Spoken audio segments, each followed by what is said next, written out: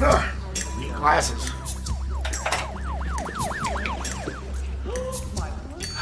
What the?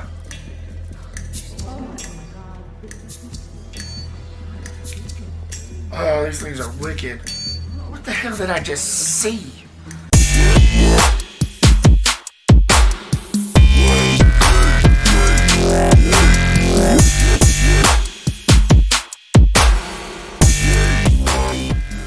What's going on, guys, and welcome back to the Reptastic, where movies and entertainment are our reputation. So They Live was released in 1988, was directed by the master of horror himself, John Carpenter, the guy that brought us Michael Myers, and stars Roddy Piper and Keith David. And it follows a drifter who comes across a pair of sunglasses that allows him to visualize things that are unseen by the naked eye, and soon discovers an alien race has slowly taken over the world and humanity in secret.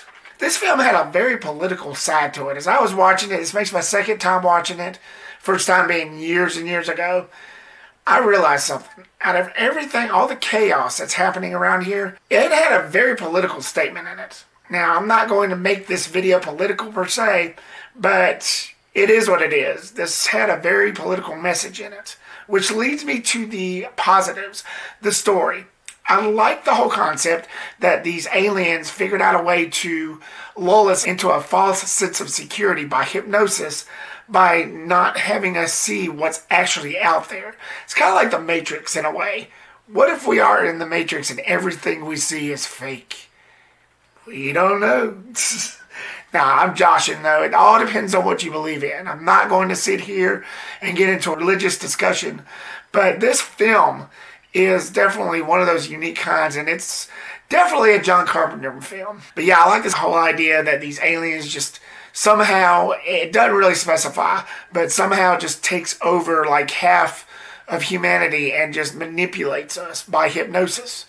And this drifter just happens to come across these sunglasses created by God knows who. I don't think it never really explains that either. Those are the only things that can actually help you see what's out there, help you see the truth.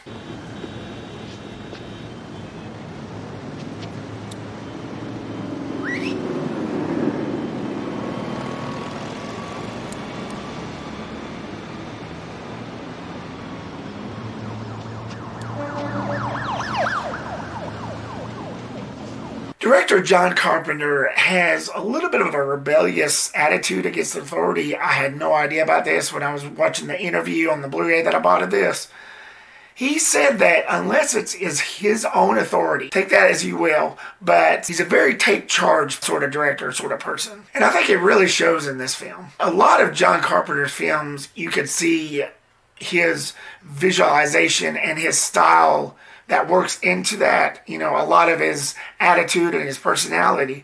And I think that's what makes him one of the great ones, one of the good horror directors out there. He knows what he wants visually and story-wise.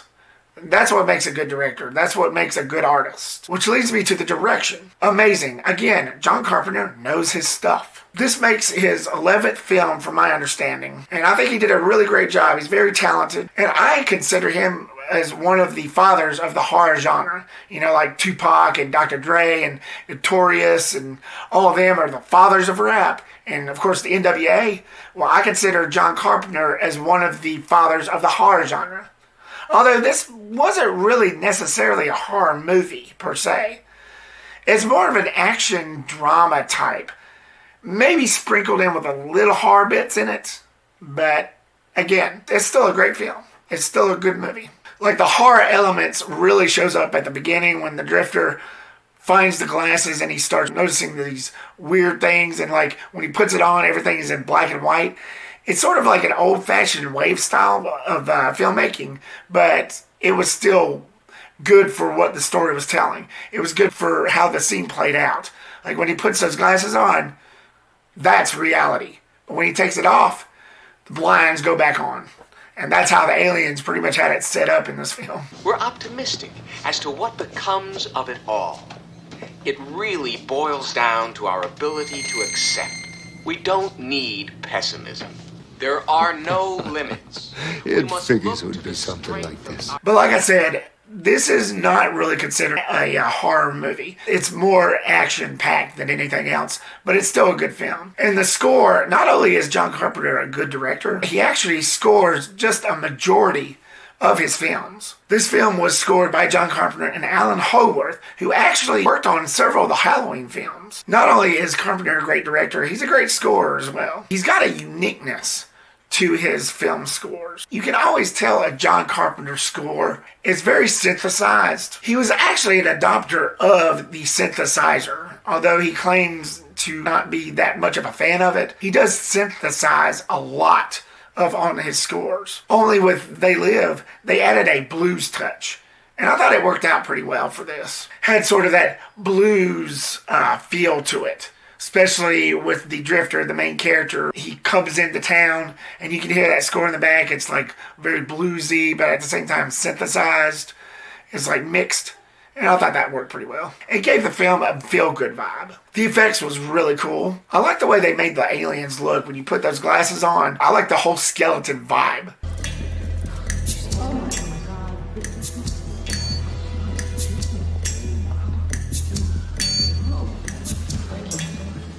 It wasn't your stereotypical alien like in Mars Attacks where they're all green and they have like big brains. It wasn't like that. Or it wasn't like the aliens in Independence Day where they just blast up and blow up everything. It was actually one of those types of alien races that was actually smart about everything. Because Lord knows how long they were able to keep up with this rouge. It never really specifies. They ask that question a couple of times in it, but they never really explain how long these aliens kept this up. So that's how smart they were. And that's what actually adds like that secondary type of sprinkle of horror. You don't know who's who unless you have those glasses. And that's another thing that Carpenter does well with his films. Like with The Thing, which I will be doing a review for that too. But Carpenter has a way of sliding into his stories a mystery. Like, who could it be? Who is the creature? Because he looks like one of us. And that's what this film threw into. And the way the effects played out in this, it was pretty cool. Now, from my understanding, they had 2 actors to play all the ghouls. With the scenes when he would put the glasses on and you would see the ghoul, the alien. It was one guy for all of the male ghouls and one girl for all of the female ghouls. And I thought that was pretty interesting. They just had to switch up some scenes. Because the guy was a certain height and the girl was a certain height, they had to change like camera angles, put them on pedestals or anchors or whatever they call them, and make them look like different heights so they make them look different. But it was the same people.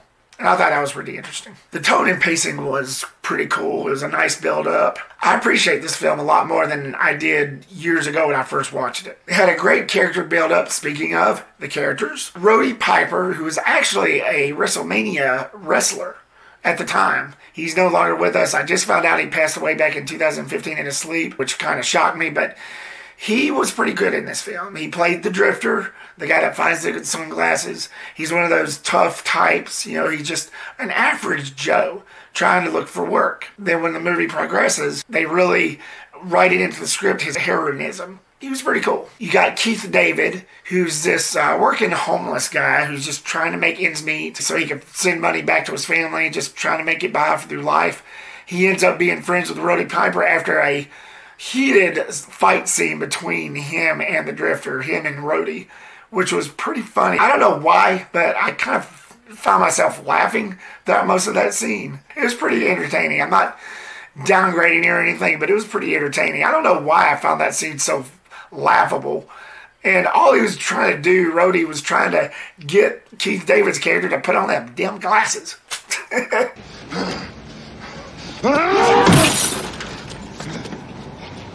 Oh, man. I'm sorry, man. Fuck! Their chemistry was pretty good. All right, let's slide into the mix. Meg Foster. I didn't really have a problem with her character in this, but I felt like she was kind of unuseful. I felt like she didn't really serve that much of a purpose, except for the fact that you don't really know what this girl's up to. You don't know her motivation or anything up until like the last act, which sadly isn't that good. But still, I didn't really have a problem with her character. I just felt like she was a little bit of an unnecessary character. And last but not least, the negatives. And I only have one. The Drifter, the main character, when he discovers those glasses, he puts them on, and he starts noticing the people being not human. He goes into the store. I felt like he was careless. When he makes contact with some of the aliens, he really shows that he wasn't really thinking properly. He makes a scene, and he makes them know that he can see them. You look like your head fell in the cheese dip back in 1957.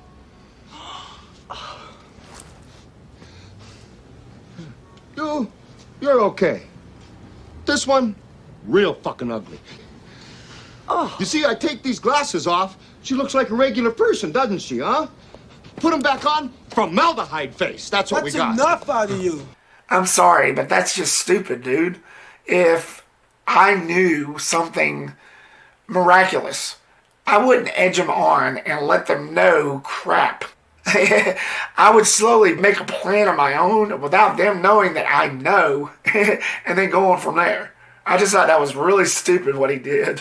And then he just goes off like shooting everything and every one of those aliens and stuff, which was fine. But the way he handled it, nah, I didn't think that was smart at all.